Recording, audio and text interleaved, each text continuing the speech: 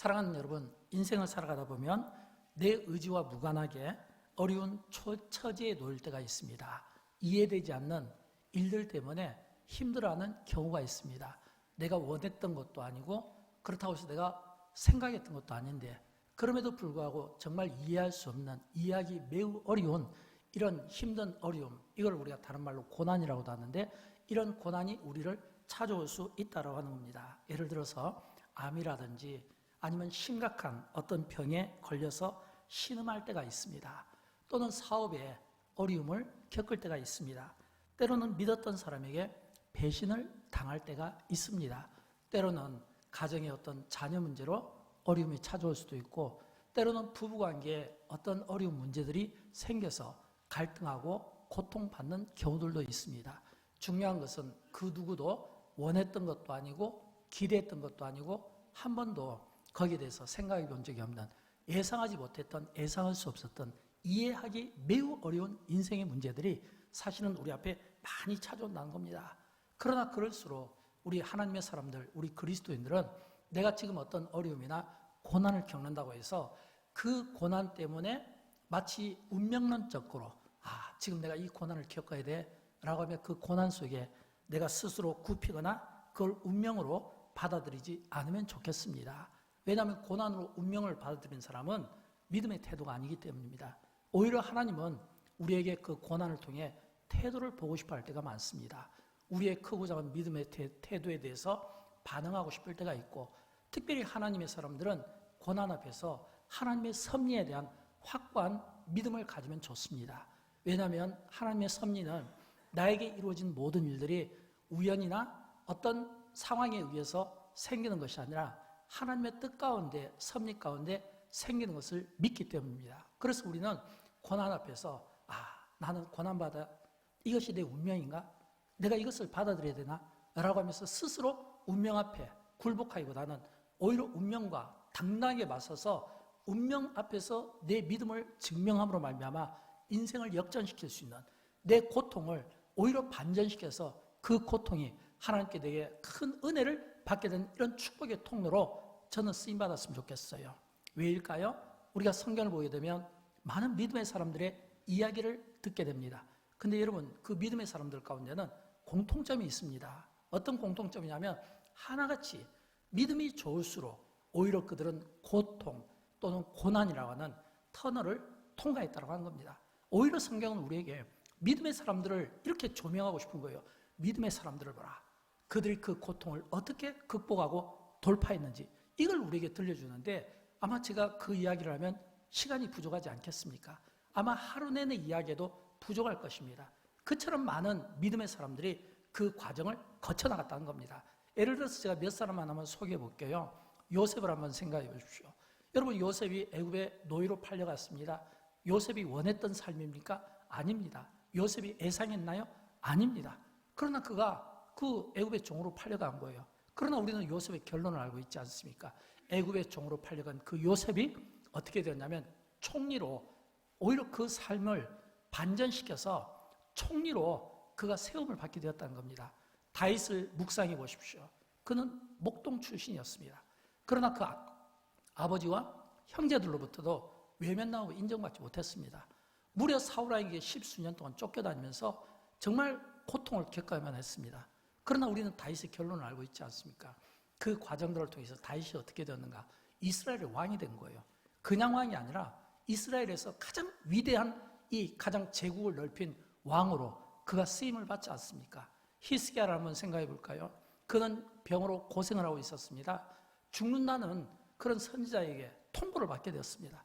그러나 그 고통, 그 질병의 순간 가운데도 히스기야는 그가 얼굴을 벽으로 향하고 하나님 앞에 기도했을 때 하나님께서 히스기야에게 15년이라는 생명을 연장시켜준 사실을 우리가 볼 수 있어야 됩니다. 입다를 한번 생각해 보십시오. 사사기에 나오는 입다는 가장 이 성경에 나오는 이 사람 가운데 불행한 삶을 시작한 사람입니다. 불행한 가정에서 불행한 청소년기를 보냈어요. 그러나 그 입다가 훗날 이스라엘을, 민족을 살리는 그 어떤 구원자로서 리더십을 가지고 그 민족을 구원하는 일에 쓰임을 받았다는 겁니다. 또 그 외에도 많은 사람들이 그렇게 쓰임받은 것을 우리가 보지 않습니까? 저는 그런 의미에서 비록 인생의 고난 또는 고통이 우리에게 찾아오더라도 성경 속에 나오는 믿음의 사람들이 어떻게 그 고통을 돌파하게 되는가? 어떻게 그 고통을 돌파하게 되는가? 저는 오늘 우리가 함께 공부하게 될 다니엘의 이야기를 좀 들려드리고 싶고, 이 다니엘의 삶을 통해서 그가 어떻게 믿음의 삶을 돌파했는가를 함께 저와 여러분이 나누면서 우리의 삶 가운데, 물론 우리가 어려움이 없어야 되겠죠, 고통이 없어야 되겠죠, 문제가 없어야 되겠죠. 그러나 여러분 아십니까? 인생은 어떤 시인의 말처럼 고해와 같아서 이 인생을 살아가면서 우리가 고통이나 인생이 풍파 없이 사는 것은 어렵습니다. 우리가 예를 들어서 이 가까운 이 여수 바다만 나가더라도 이 바다가 365일 동안 바다를 지켜보는 그 심정으로 보면 항상 바다는 풍랑입니다. 아무리 바람이 없고 아무리 잔잔한 것 같아도 파고는 있기 마련이거든요. 우리는 다 인생을 항해하고 있잖아요.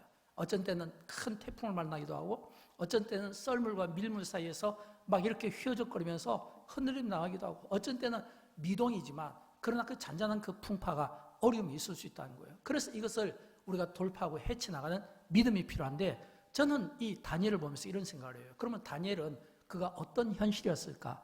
여러분, 우리가 다니엘의 이 현실을 보면 우리가 생각할 때 다니엘은 그 현실이 굉장히 멋져 보일 수 있어요. 왜냐하면 결과가 좋으니까. 그렇죠?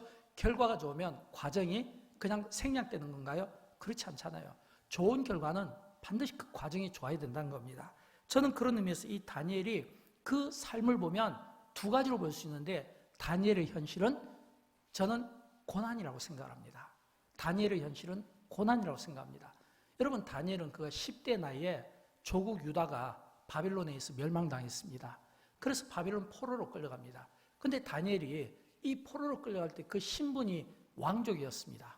왕족이라는 것은 만약 전쟁에서 지지 않았으면 그는 우리가 흔히 이야기하는 금수저 아닙니까? 유다에서는 그가 왕족이면 하고 싶은 거 다 할 수 있잖아요. 10대 나이지만 그는 하고 싶은 거 다 할 수 있고 누릴 수 있잖아요. 근데 그 10대 나이에 나라가 멸망하고 바빌론으로 끌려가는 겁니다. 여러분, 끌려갈 때 그 비참함을 우리가 상상해 볼 수 있겠습니까? 다행히 왕족이고 좀 총명해 보이고 똑똑해 보이니까 이 바벨론 궁에서 3년 동안 이제 이렇게 유학을 가게 되는 거예요. 근데 이 유학을 갔는데 그 목적이 사실은 좋지가 못해요. 왜냐하면 바벨론의 숨은 의도는 이 유다의 이 똑똑하고 총명한 이 아이들을 따로 구분해서 이 식민지 정책, 그러니까 이 전부 다 식민지 나라를 갖다가 통제하고 다스리도록 하는데 중간 역할로 쓰기 위해서 데려가는 거거든요. 그렇다면 이 식민지 정책을 쓰기 위해서 데려가는 아이들이라면 이 바벨론국에서 어떤 교육을 받겠습니까? 철저하게 바벨론화 교육을 받지 않겠습니까? 철저하게 바벨론화. 이 바벨론화, 바벨론 교육, 바벨론 문화, 그리고 바벨론의 세속주의, 그리고 이 바벨론의 이 왕의 음식을 먹으면 그 남은 음식을 막 먹게 하는, 이건 뭐냐면 이 바벨론 왕들 그 왕국에서 먹는 음식은 전부 우상에게 바쳐진 음식이거든요. 그 우상에게 바쳐진 음식이고 그 음식을 누가 먹냐면 왕이 먹습니다. 그리고 왕이 누구에게 주냐면 그 신하들, 그 아이들, 유학생들에게 주는 거예요. 그러면 이 음식은 제사 음식이고 우상 앞에 바쳐진 음식이잖아요. 이 얼마나 어린 다니엘 입장에서 먹자니 믿음과 신앙에 걸리고 안 먹자니 먹고 싶은 욕구가 생기고, 왜냐하면 인간이 가장 거절하기 어려운 게 식탐이잖아요. 그런 이 어린아이 이 다니엘이 그 10대에 그가 바벨론의 포로로 끌려갔을 때 겪어야만 했던 그 상황을 보면 여러분 고난 아니겠습니까? 아무리 그가 승승장구하고 총리까지 올라가더라도 그에게는 아킬레스가 따르지 않겠습니까? 왜일까요? 모든 인간 사회는 전부 꼬리표라는 게 있잖아요. 히브리 사람이다, 히브리 노예다, 전쟁 포로다, 전쟁 노예다.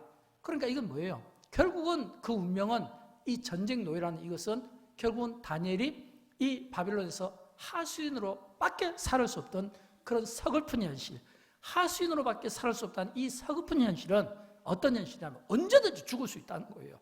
총리라 할지라도, 여러분 우리가 알잖아요. 다니엘이 사자굴에 던져졌잖아요.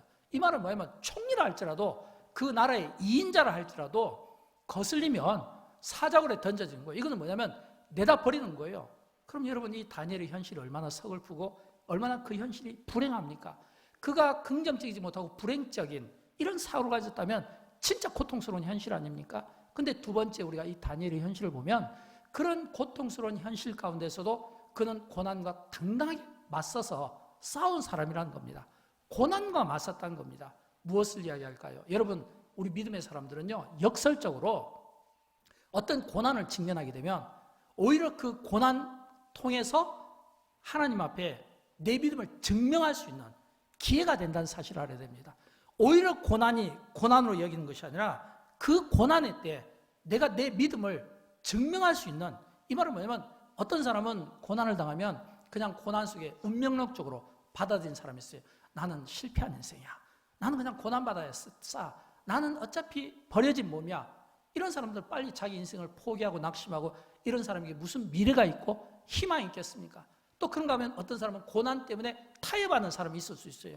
고난받기 싫으니까 어정쩡하게 타협해서 이것도 저것도 아닌 중간지대를 유지하면서 자신의 어떤 실속을 차리는 그런 이기적인 사람도 있어요. 그러나 어떤 사람은, 믿음의 사람들은요, 오히려 고난 앞에 하나님이 내 믿음을 보고 싶어 하는 거다. 내가 이럴 때에 나는 하나님의 사람이고 하나님의 말씀 따라 사는 사람이고 하나님의 함께 하심을, 이런 이 고난을 통해서 당당하게 맞서 싸움으로써 하나님이 함께하고 하나님의 능력을 내 믿음을 통해 드러내는, 이런 이 당당하게 맞서는 이런 삶도 있는데, 다니엘이 바로 그 후자에 속한다라고 하는 겁니다. 우리가 쉬운 예로 다니엘이 사자굴 속에 던져지잖아요. 여러분, 다니엘이 사자굴 속에 던져졌다는 것은 무엇일까요? 자기가 고난을 피하지 않았다는 겁니다. 고난과 타협하지 않았다는 거예요. 그냥 고난인 줄 알면서도, 총리의 신분이라도 그가 왕에게 미움받으면 사자굴에 던져진다는 걸 알면서도 고난 앞에 당당하게 맞서 싸웠다라고 하는 겁니다. 그렇다면 다니엘이 이 고난 앞에서 결코 자기를 운명으로 받아들인 게 아니라 당당하게 싸우지 않았습니까? 또 뿐만 아니라 이 다니엘은요, 느부갓네살 왕이 꿈을 꿨을 때 꿈을 해석해 준 사람입니다. 벨사살 왕이 그 파티 연회장에 글씨를 쓰니까 그 글씨를 해석하지 못해서 다니엘이 부탁했을 때 다니엘이 그 글씨를 해석해 준 사람입니다. 보통은 왕이 꿈을 해석받기를 원한다, 또는 왕이 어떤 글씨를 해석받기를 원한다. 그러면 신하는 어떻게 합니까? 왕의 눈치를 살핍니다. 왕이 듣고 싶은 이야기를 하게 되어 있어요. 왕이 듣고 싶은 말을 하게 되어 있는 겁니다. 근데 다니엘이 그렇게 하지 않았거든요. 하나님께서 보여주신 대로 해석해서 글씨도 해석하고 꿈도 해석했다는 거예요. 무엇을 말할까요? 자신에게 있는 어떤 불행한 상황, 언제든지 목이 달아날 수 있는 그런 두려운 그런 고난의 상황이었습니다. 그러나 다니엘은 그것 때문에 위축되기보다는 오히려 당당하게 맞서서 싸우며 어디에서든지 최선의 삶을 다했다고 하는 겁니다. 사랑하는 여러분, 인생의 고난 앞에서 다니엘이 보여준 이 삶은 비록 고난이었지만, 그러나 그 고난을 어떻게 헤쳐나갔을까가 하나님께 영광을 올려드리고, 어떻게 그 고난을 헤쳐나감으로써 그 인생을 성공시키며 복되게 했는가. 저는 다니엘의 삶을 통해 오늘 우리에게 찾아오는 이 불청객, 고난이라는 이 손님이 우리에게 찾아올 때, 고난이라는 내가 원하지 않는 이 환경이 우리에게 만들어졌을 때, 저는 이 고난 앞에 우리 그리스도인들이 어떻게 맞서서 싸워야 될까? 다니엘의 삶을 통해 세 가지로 여러분에게 말씀드립니다. 첫째는, 고난을 돌파하는 힘을 가지려면 결단력 있는 믿음의 삶을 보여주는 것이 중요합니다. 이 다니엘이 10대 나이에 바빌론 포로로 끌려갔거든요. 전쟁 포로로 끌려갔어요. 여러분, 이 전쟁 포로로 끌려간 이 10대 어린 나이가 할 수 있는 게 뭐가 있겠습니까? 그냥 우리가 하나님의 말씀을 그냥 우리가 들으니까 아무런 감성이 없지. 그러나 만약 이 어린아이의 이 신분이 만약 지금 내가 그 처지에 있다면 얼마나 두렵겠습니까? 10대 어린아이가 할 수 있는 게 아무것도 없어요. 얼마나 두렵겠습니까? 그게 왕궁에 간 것도 자기 의지가 아닐 거 아니에요. 그가 거기에서 받는 그 교육도 자기 의지가 아닐 거 아니에요. 하나하나 전부 모든 게 전부 그에게는 낯설고 두려움과 고통이었을 건데, 그런데 그 두려운 순간 가운데서도 이 다니엘이 어떤 모습을 보여주냐면, 특별히 이 다니엘이 바벨론에 가서 바벨론 왕국에 있을 때 가장 그에게 이 문제는 뭐냐면 음식이었습니다. 제사 음식이었어요. 정확하게 말하면 우상 숭배에서 먹던 그 왕의 음식을 자기가 먹어야 되는 거예요. 여러분, 모든 사람은 저를 포함해서 이 식탐이라는 게 있어요. 인간이 가장 그 유혹에 뿌리치기 어렵고 그 유혹을 뿌리칠 수 없는 게 식탐이 아니겠습니까? 좋은 음식 앞에서 좋은 음식을 포기하고 내가 채소를 먹는다? 이거는 진짜 어려운 거예요. 근데 다니엘이요, 그 좋은 그 음식, 그 육식 앞에서 어떻게 이야기하는 겁니까? 환관자에게 이야기합니다. 내가 채소만 먹겠습니다. 3년 동안이에요. 내가 채소만 먹게 해주세요. 그 대신에 내가 채소를 먹어도 환관장이 볼 때 아무 문제가 없으면 허락해 주세요. 열흘 동안 나를 한번 시험해 보세요. 그래서 열흘 동안 채소만 먹었어요. 거기에 있는 많은 사람들이 다 육식을 먹을 때 다니엘과 그의 친구들은 채식으로 이게 뭐냐면 환관장에게 테스트를 요청한 겁니다. 여러분, 이것은 어린아이가 10대 나이가 환관장에게 요청한다는 그 자체도 겁없는 행동이죠. 믿음 없이는 할 수가 없어요. 그 육식을 포기하고 내가 채식만 먹겠습니다. 믿음의 이 결단이 없으면 할 수가 없어요. 근데 여러분, 열흘 후에 어떤 일이 일어난 줄 아십니까? 다니엘서 1장을 볼까요? 1장 15절부터 16절에 보면 열흘 후에, 이거는 뭐냐면 다 육식을 먹을 때 다니엘과 그의 친구들이 채식을 먹은 겁니다. 어떤 일이 일어났는지 우리 같이 한번 읽어보도록 할까요? 그들의 얼굴이 더욱 아름답고 살이 더욱 윤택하여 왕의 음식을, 그들에게 지정된 음식과 마실 포도주를 제하고 채식을 주니라. 여러분, 이 말씀은 열흘 딱 지났는데 보니까 그 아이들의 얼굴이 더욱 아름답고 살이 더 윤택하였더라. 이거는 뭐냐면 채식을 먹은 결과거든요. 그러니까 환관장과 감독관이 보고, 아, 얘네들은 좀 특별한 애들이네.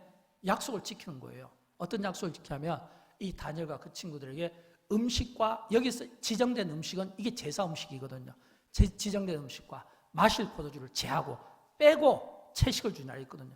그러면 3년 동안 채식을 먹은 거 아닙니까? 3년 동안 믿음의 결단으로 내가 제사 음식, 우상에게 바쳐진 음식을 먹지 않고 내가 믿음으로 채식을 먹으면서 내가 구분된 삶을 살겠다. 여러분, 이것은 말이 쉽지 진짜 믿음의 결단이 없으면 할 수 없는 그 결단의 믿음을 이 다니엘이 보여줬다고 하는 것입니다. 저는 그런 것처럼 오늘 저와 여러분이 이런 믿음의 결단의 삶으로 도전하고 싶습니다. 왜냐하면 오늘 우리가 읽었던 다니엘서 6장도 마찬가지거든요. 이 다니엘서 6장 우리가 읽었던 이 10절 말씀도 다니엘의 결단 있는 믿음의 한 모습을 우리에게 보여주는 대표적인 구절 가운데 하나이기 때문입니다.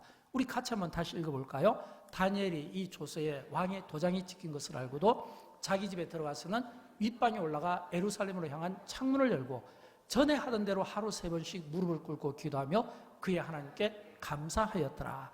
여러분, 여기서 이 다니엘이 이 조서에, 지금 여기를 본 다니엘서 1장은 그가 10대의 포로 신분의 나이였습니다.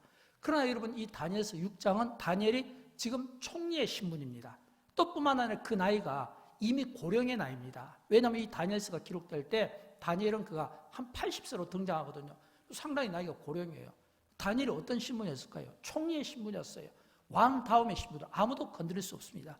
또 뿐만 아니라 이 다니엘은 이미 총리의 신분이라는 것은 바벨론의 그 정치를 너무 잘 아는 사람이잖아요.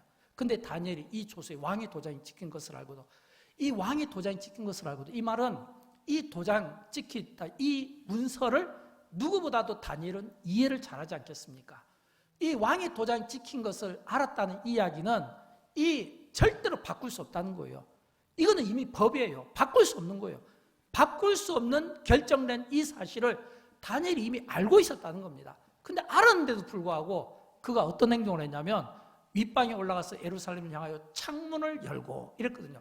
창문을 열고 전에 하던 대로 그가 하루에 3번씩 무릎을 꿇고 기도하며 이랬거든요. 여러분, 이 말씀은 다니엘이 지금 이 조서라는 것은 그가 이 바벨론 신 우상 외에, 왕 외에 다른 신들에게 고개를 숙이면 전부 사자굴에 던져진다는 그 조서입니다. 근데 그 조서를 다니엘이 몰랐을 리가 없잖아요. 알고도 창문을 열었다는 거예요. 여러분, 창문을 열었다는 건 무슨 의미일까요? 창문을 열었다는 것은 다니엘이 자기의 신분을 미적하게 생각하고 의심하고 자기의 신분에서 끌어내리고 싶어하는 사람들에게 나는 원래 이런 사람이다라고 하는 걸 보여준 겁니다. 창문을 열었다는 것은 지나가는 사람들에게 다 보라 이 말이에요. 내가 지금 어떤 모습을 하고 있는지 보고 왕에게 그대로 보고하라 이거예요. 다니엘은 지금 창문을 열었습니다. 이 말은 그가 기도하는 사람이고 하나님의 사람이라는 겁니다. 하나님의 사람이라고 하는 자신의 정체성을 그는 지금 이야기하고 있습니다. 여러분, 나는 하나님의 사람입니다. 나는 비록 내가 사자굴에 던져져 죽임을 당한다 할지라도 나는 하나님의 사람이고 나는 전에 했던 것처럼 살아계신 하나님께 살아계신 하나님을 향하여 창문을 열고 기도하고 있습니다. 여러분 보십시오. 지나가는 사람들에게 보라는 거예요. 보고 왕에게 알리라는 겁니다. 그럼 어떻게 되겠어요? 사자굴에 던져지지 않겠습니까? 이런 믿음의 결단이 있었다는 겁니다. 이거는 다니엘이 자기가 어떤 사람이라는 걸 알았다는 겁니다.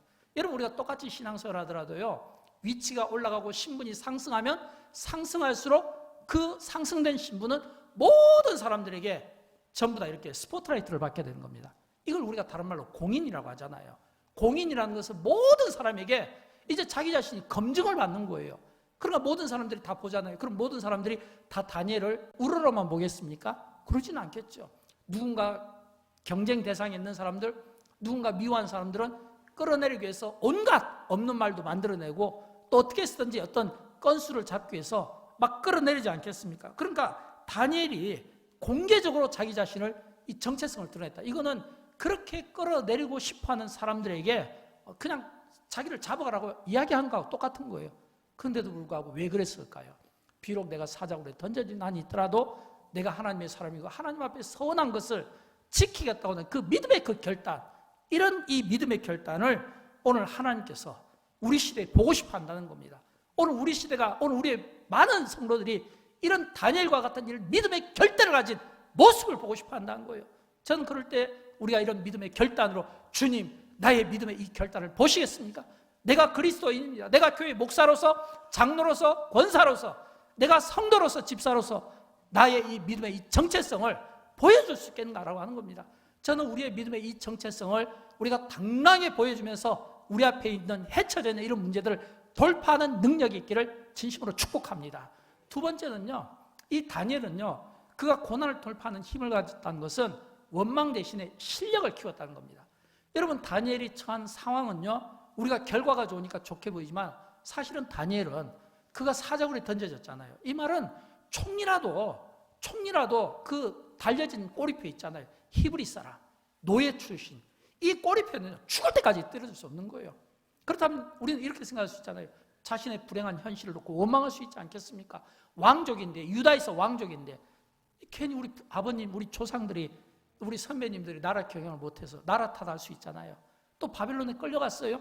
왜 하필이면 내가 또 왕궁에 가서 또 내가 제사음식을 먹어야 되냐고요. 또 내가 원망할 수 있잖아요. 노예로 끌려가는 그 과정 속에서 원망할 수 있잖아요.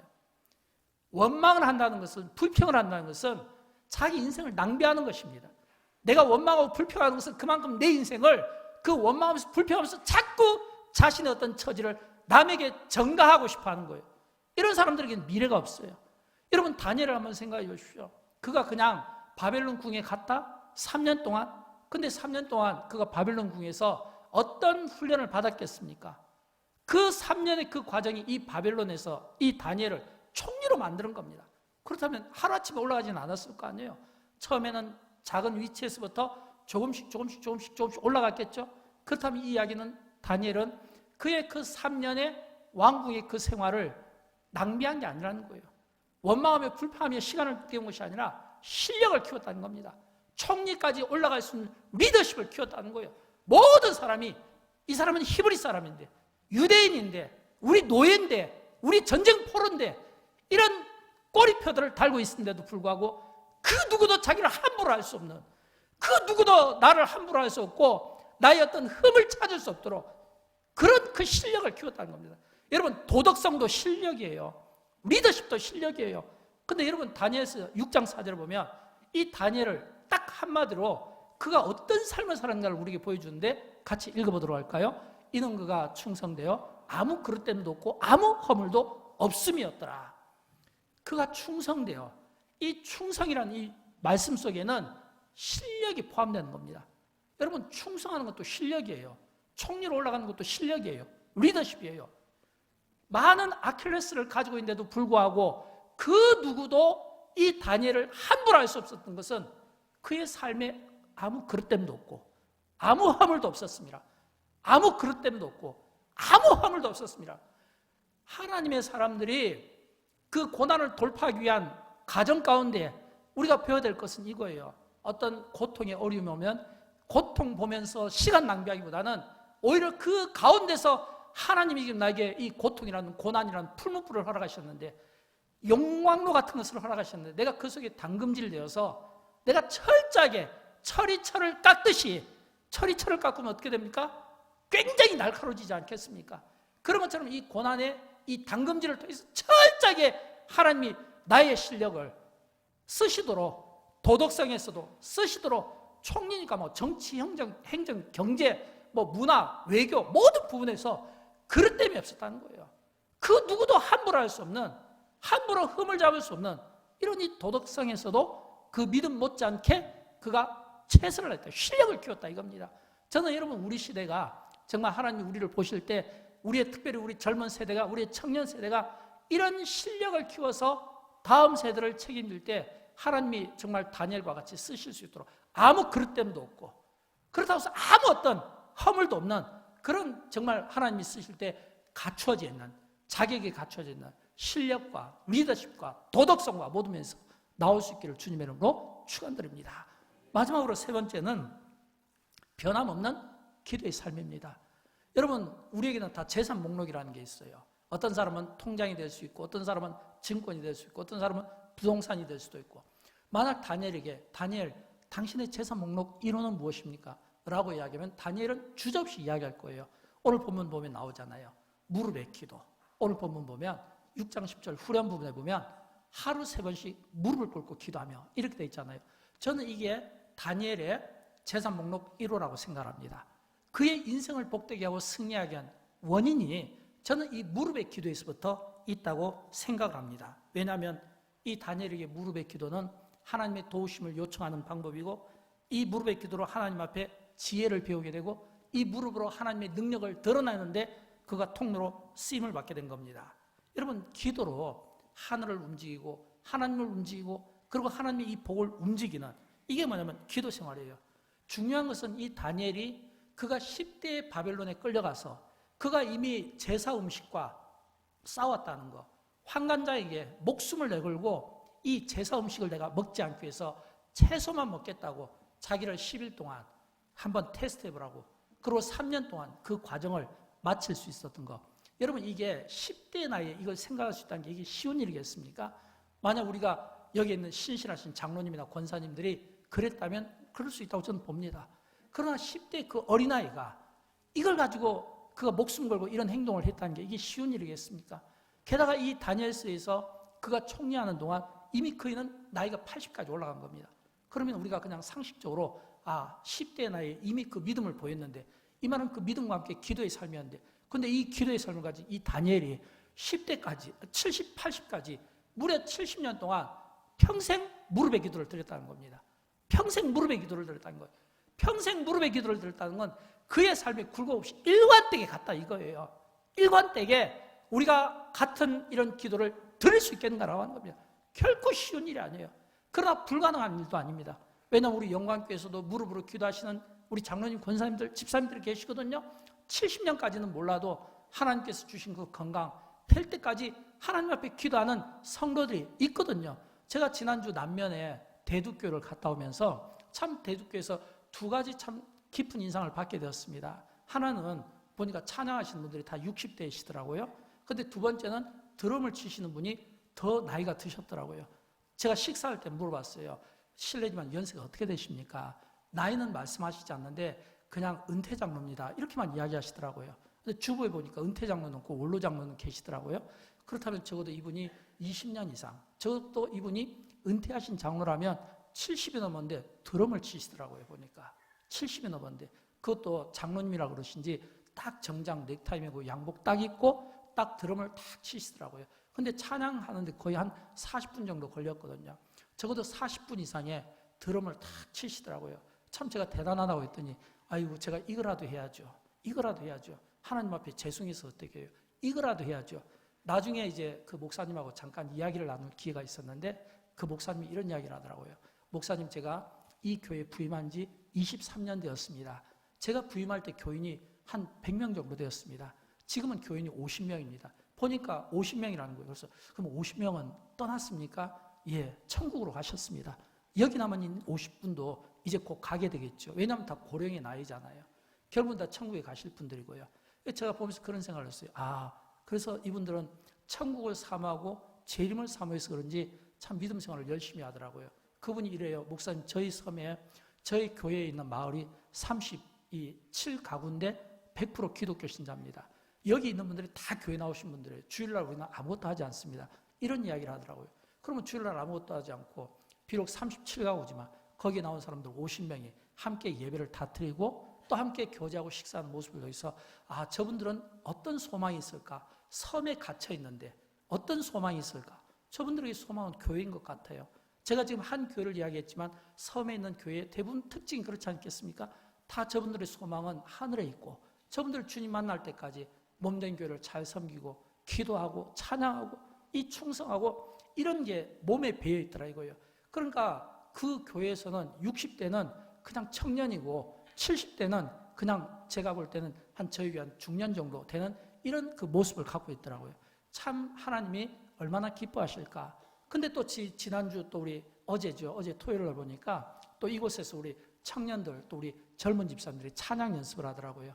이제 다음 주에 있는 어떤 교회 행사를 위해서 찬양을 연습하는데 보니까 10명이 넘어요. 굉장히 힘있고 목소리에 막 힘이 있고 그러고 보니까 전부 나이도 한 40대 전후로 젊은 분들이거든요.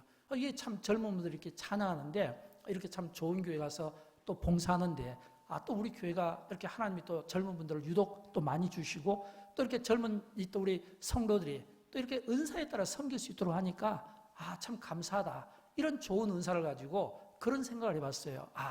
우리가 좋은 일을 은사를 가졌는데 이 섬에 있는 우리 교회들을 한 번씩 찾아가서 어려움 있는 이런 교회들을 우리가 같이 2시 예배 드려주면 얼마나 좋을까. 저는 영광교회가 지금까지 밤 7시 반 예배, 여수에서 통틀어서 7시 반 예배 드리는 교회는 2%도 안 됩니다. 항상 그러거든요. 왜 우리 교회는 밤 예배만 드리지?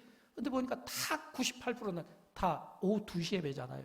근데 우리가 오후 2시 예배에 이런 어려운 교회, 우리 찬양대라든지 또는 찬양하는 분들이 한 번씩 가서 봉사하고 식사하고 또 이렇게 교제하고 오면 이게 또 도서지역에 있는 섬교회들, 참 어렵고 힘든 교회들이 많은 위로를 받지 않겠는가라고 하는 겁니다. 여러분, 이게 실력 아니겠습니까? 하나님이 우리에게 보시고 싶어하는 평생에 헌신하는 모습 아니겠습니까? 여러분, 다니엘이 다니엘 될 수 있었던 것은 이 다니엘이 그냥 단순히 운이 좋아서 뭐 빽이 좋아서 그가 총리가 된 게 아닙니다. 그가 총리의 자리에 오르기까지 그가 사자굴에 들어갔음에도 불구하고 그 사자굴에서도 살아날 수 있었던 것, 그는 수없이 많은 위기들이 있지 않았겠습니까? 상식적으로 한번 생각해 보십시오. 이방인인데, 노예 출신인데, 히브리 사람인데, 전쟁 패자들인데, 그런 전쟁 패자들이 자기 위에서 군림하고 자기들을 지도한다고 생각하면 복종하고 싶겠습니까? 반대로 이야기하면 끊임없이 내리고 싶었을 거 아니에요. 그때마다 이 다니엘은 끊임없이 믿음의 결단이 필요하지 않았겠습니까? 또 끊임없이 그는 그 고난의 풀무불 속에서 겁내고 두려워하고 고난을 운명으로 받아들이기보다는 오히려 하나님 앞에 그가 실력을 키워서 그 누구도 함부로 자기를 함부로 하지 못하도록 영성도 키웠을 것이고 기도도 키웠을 것이고 믿음도 키웠을 것이고 깨달음도 가졌을 것이고 리더십도 가졌을 것이고 도덕적인 품성도 가졌을 것이고 이런 그의 그 실력의 삶이 성경은 하나하나 기록하고 있지만 충성되이 이 한 단어 속에 탁 몰아넣어서 그의 삶을 탁 다니는 이런 사람이다. 이렇게 우리에게 들려주고 싶지 않겠냐라고 하는 것입니다. 저는 여러분 이 기도가 저는 정말 이 우리가 고난받고 고통 속에 있을 때 돌파하는 힘이 될 수 있다고 봅니다. 다니엘이 평생 무릎을 꿇은 것처럼 이렇게 섬이나 도서 지역에서 이 노인들에게 무슨 소망이 있겠습니까? 그분들의 소망은 딱 하나예요. 주님 만나시는 그날까지 아름답고 흠없는 정결한 신부의 모습으로 주님 오실 때 기쁨으로 맞이하는 이 하나를 놓고 평생을 하나님 앞에 무릎으로 기도하고 하나님의 말씀대로 살려고 예배로 살려고 노력했던 그분들, 저는 이런 이 세대가 참 부럽습니다. 그리고 이런 이 아름다운 세대가 계승하기 위해서는 교회가 참 건강한 교회가 힘 있는 교회가 어떤 노력들이 참 선하게 이루어져야 되지 않겠나 생각을 합니다. 왜일까요? 여러분, 하나님은 우리에게 고통을 주시지만 그러나 이 고통이라고 생각하는 사람에게 고통이에요. 깨달음을 갖지 못한 사람에게. 깨달음을 갖지 못한 사람은 고통 앞에 하나님은 내 인생에 대해서 포기하셨나? 하나님 왜 나에게 이런 고난을 주시지? 하나님 실수하신 건가? 라고 생각할 수 있어요. 고통에 대한 뜻을 모르는 사람에게. 그러나 고통의 의미를 알고 고난의 의미를 아는 사람은 보는 관점이 달라집니다. 어떻게 달라질까요? 여러분, 제가 앞에서 서론에서 섭리를 이야기했잖아요. 하나님의 섭리, 이 말은 우리 인생에게 우연은 없습니다. 우리 인생에 되어지는 모든 일들은 다 뜻을 가지고 목적을 가지고 있는 거예요. 여러분, 이스라엘 백성들이 430년 동안 애굽에서 고난 생활할 때 그들을 건져내신 분이 누굽니까? 하나님이시세요. 하나님이 그들을 건져내실 때 그들을 어디로 데려갔냐면 좋은 길, 빠른 길, 지른 길이 있는데 그들을 데려가신 것은 홍해바다였습니다. 광야를 거쳐 홍해바다였습니다. 여러분, 그 광야를 거쳐 홍해바다에 갔을 때 이스라엘 백성들은 어떤 태도를 가졌습니까? 두려워했습니다. 왜? 앞에는 홍해바다가 있으니까, 뒤에는 애굽의 군대가 있으니까 얼마나 두렵겠습니까? 얼마나 무섭겠습니까?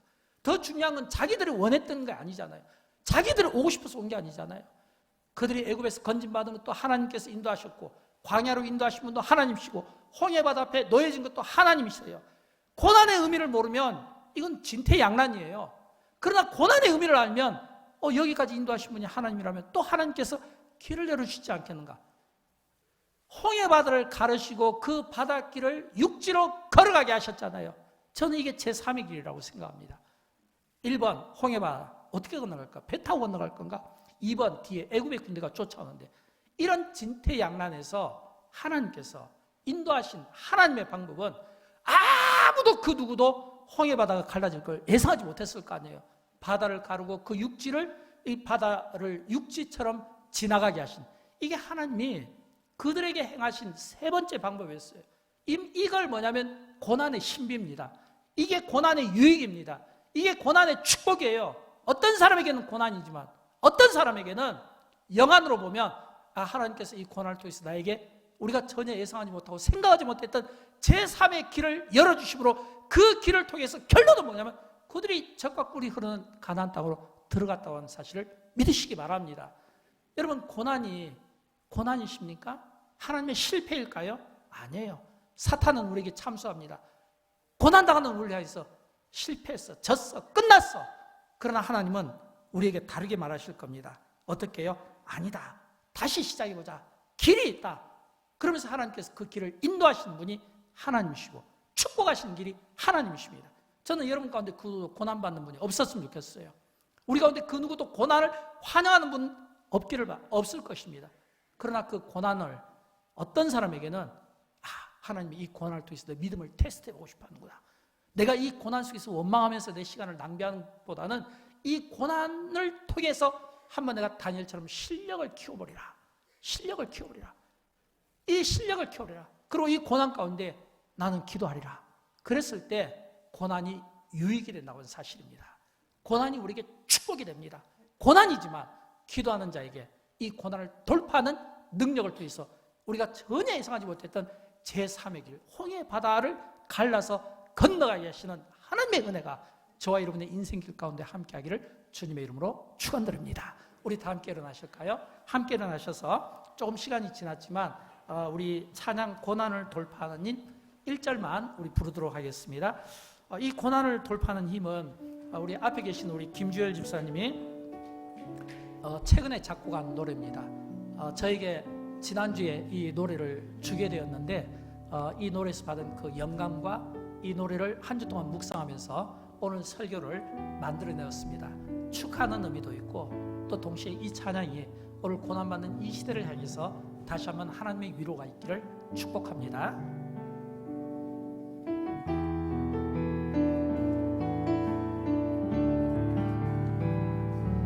세상에 어려운 일 많아도 감당 못할 시험 없으니 넘어진 나를 일으켜 주시니 주님 말씀을 의지합니다.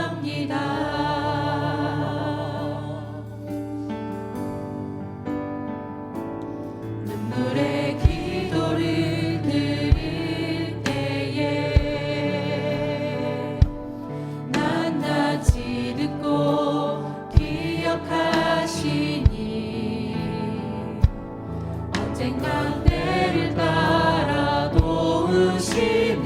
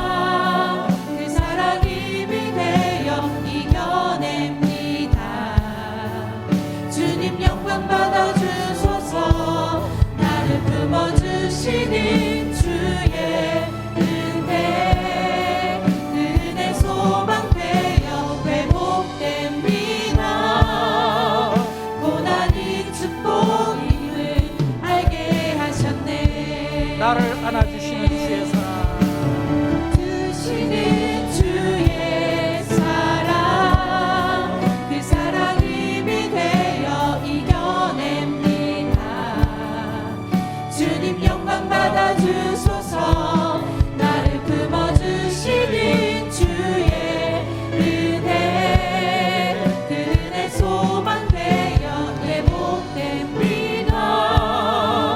고난이 축복